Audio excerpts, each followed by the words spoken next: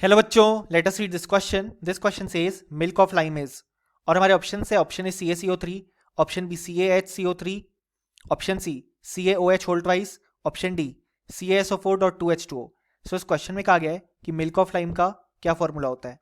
सो इस क्वेश्चन को सॉल्व करने के लिए जो की कॉन्सेप्ट रिक्वायर्ड है वो है फॉर्मेशन ऑफ कैल्शियम हाइड्रोक्साइड.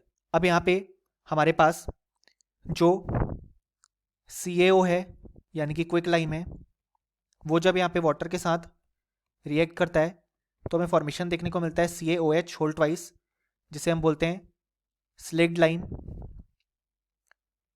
या बेसिकली कैल्शियम हाइड्रोक्साइड.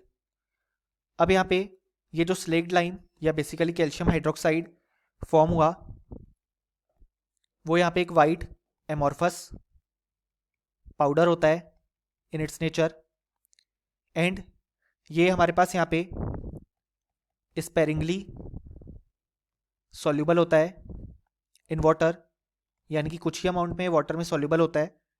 सो जो हमारे पास यहाँ पे इसका सस्पेंशन होता है यानी कि basically suspension of CaOH whole twice in water, उसे ही हम यहाँ पे बोलते हैं मिल्क ऑफ लाइम.